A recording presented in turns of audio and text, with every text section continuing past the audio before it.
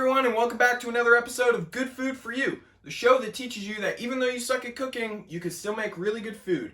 I'm Aaron, and today we're going to be making a really good homemade pizza entirely from scratch. Alright, so I know by now a lot of you are getting pretty sick of your 5th day of boxed mac and cheese in a row now. So you're like, oh, I want to go out and get takeout. Well, I have news for you. You can make your own pizza, and it's freaking awesome, and it tastes delicious, and it's homemade. And it's really easy to make your own homemade pizza, and we're going to be using the Holy Bible to make our pizza. Yes, Arthur gives some beautiful creations in his Bible. He tells us how to make cake, bread, pizza dough, scones, muffins, really anything that has to do with flour. Arthur has us covered. Alright, so the first thing I'm going to need to do is read this cookbook. I can't read it without glasses. Ooh, that was pretty cool. Can I get a hat? Nice. How about some toilet paper? Alright. Mom said toilet paper was a luxury item for rich people. I don't want to use the family towel, Mom. I mean, look at this thing. Alright, well, I wonder if this will work for the ingredients too. It says 1 1/3 cups of water. Oh, sweet. Alright, also it says 6 cups of King Arthur all-purpose flour. Nice. The next thing on the list is a packet of active dry yeast and a tablespoon of sugar and a tablespoon of salt. Nice. Alright, let's make some pizza dough. The first step to making your pizza dough is add your warm water, your yeast, and your sugar. So while we're waiting for this yeast to rise, I just wanted to say a little story. So my old culinary arts instructor, freshman year, said that the Egyptians used to, when he was teaching us how to make bread, he said the Egyptians used to spit in their dough to get the yeast and microorganisms from their mouth. And that's how they got their yeast, and that's how they made their bread. Say you can probably imagine some of the jokes that came from my freshman class. Alright, so once your yeast is active, the next step is to just take a cup of flour, roughly from your flour, roughly a cup of flour, and also add in your salt. And then one thing I didn't mention was also you need a 1/4 cup of olive oil. Alright, so once you have those ingredients in the bowl, you just want to go ahead and take a paddle and start mixing. You can also use like a wooden spoon or some sort of spatula to mix it and to hand mix it in a bowl, but go ahead and start mixing. And put in the rest of your flour except for a 1/2 cup. We're going to use this last 1/2 cup for kneading and for any extra like dryness, I guess, that we need for the flour. So just add 4 1/2 extra cups of flour and just start mixing the dough. Hi, and welcome to the dough mixing segment, where we mix dough. Does your mixer ever miss extra bits of flour on the side of your bowl? Never fear, just stop your mixer and go into the sides of your bowl with a rubber spatula to get the extra flour. And there you have it, another dough saved. If your dough is still really sticky, try adding more flour slowly to the sides of the bowl. The goal here is to get the dough to a point where it doesn't touch the sides of the bowl. Like that. When your dough is finished, this is what it should look like. And just grab your dough, which should be pretty consolidated. And just, I was gonna plop it, but see, this is pretty sticky right now, so just add flour until it's not sticky and it's more of a rubbery consistency, but you just want to knead in your flour as you do that, and I'll go ahead and show you in just a second. Alright, so you have your dough. It looks less than stellar. Look at it. It's just a blob. So what we're going to do is knead it into a beautiful, beautiful piece of dough. This kneading technique is actually super easy, and I feel as though everyone can do it. And basically, it's super easy. You just want to start by folding it in half, smush it down, turn it or it doesn't matter which way you turn it, just make sure to be consistent. Turn it to the side, fold it, smush. Turn, fold, smush. Turn, fold, smush. And you just want to keep, you get into a rhythm, and you just want to keep doing that over and over again. Alright, so once your dough is finished, all you want to do is just take a bowl and grease it up with some olive oil.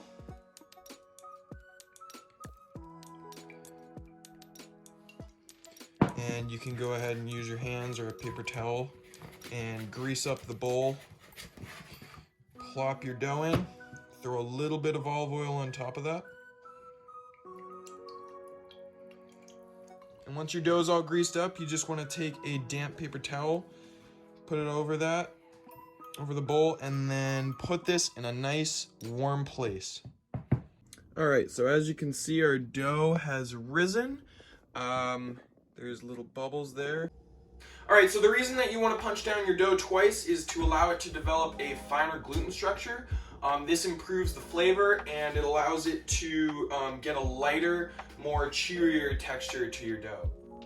Alright, so the first thing you want to do once your dough is ready is you actually want to take a pizza stone, if you have one, and just chuck it in the oven. Preheat your oven to 450. If you don't have a pizza stone, a baking sheet will work just fine. All you have to do is just put down the cornmeal earlier and then just place your dough on the baking sheet and then just chuck it in once you're ready. Alright, so the first thing that you want to do with your dough is, firstly you want to make sure you have a ton of flour on deck. Just be able to spread that around, and you just want to plop your dough directly on that. Comes out a little bit wonky, that's alright. But just put it down, and this recipe actually makes 2 doughs, so we're going to cut it in half and separate them, and you're on to your next step.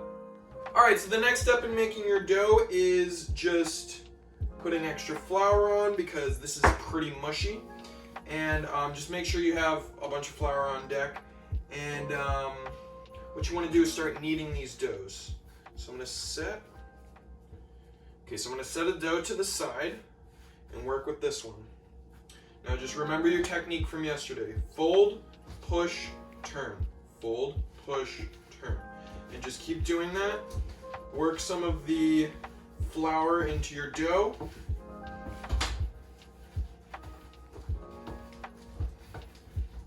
And look at that, that's already a lot better than we had before. And just, if it's a little bit sticky, just keep adding flour to it until it's a nice rubbery consistency. Alright, so once you've kneaded your dough and gotten it to a better consistency, it's time to flatten it out and make it a beautiful pizza crust. Alright, so the way we're going to start this off is put a little bit of flour on the dough and on your rolling pin, which will prevent it from sticking. And you just want to roll front to back, and then move your angle and roll side to side. And you can spin the dough around wherever you want, and just roll it into a nice circle. Alright, so when you're ready to top your pizza, just get your sauce and your cheese ready and whatever toppings that you want. The next pizza I'm going to do is a little bit different. It's going to be a white pizza. It's going to be a margarita pizza, so stay tuned for that. But basically I have a cup of sauce here, and I'm going to use about probably a 1/4 cup. And you just want maybe a 1/2 cup.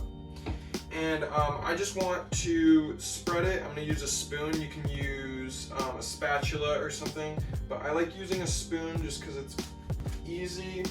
Everyone has a spoon.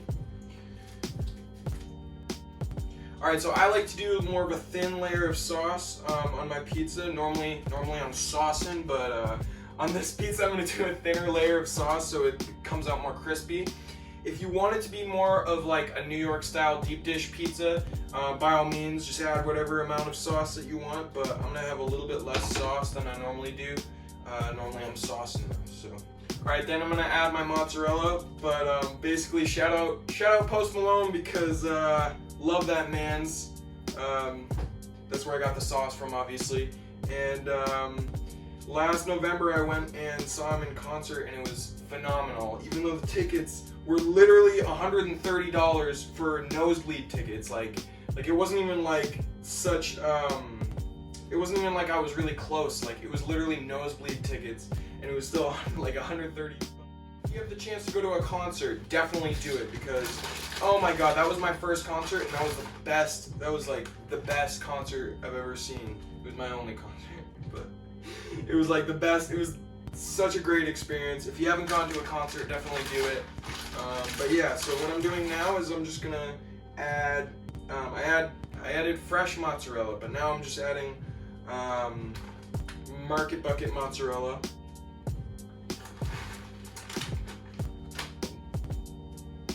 Alright, so adding the pre-shredded mozzarella onto the pizza allows for a more even coating of cheese, so that way we don't have splotches of cheese on our pizza. Time to throw it in. Alright, so when you get ready to throw it in, just make sure that your paddle isn't sticking. So make sure just to move your pizza. I don't know if you can see that. Just move it. Alright, so when you take your pizza out of the oven, take your paddle and go right underneath the pizza. Push it all the way to the back and then pull it out. Set it down on a nice cutting board. And there she is. Alright, so there are the pizzas. Let's give them a try. Alright, so it's time to try the food. I brought my mom on camera to make sure that I'm not lying about the food and she can vouch for me. Let's have a taste. Here, go ahead. Very good. I'm gonna try the margarita. Oh, this is great. Alright.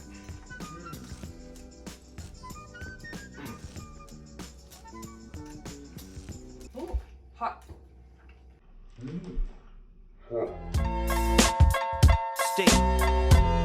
Still doing that shit, Andre? Alright, that's gonna do it for this video. If you liked it, leave a like and comment down below on which toppings that you used. Share it with a friend that you think would enjoy this. And that's all for today.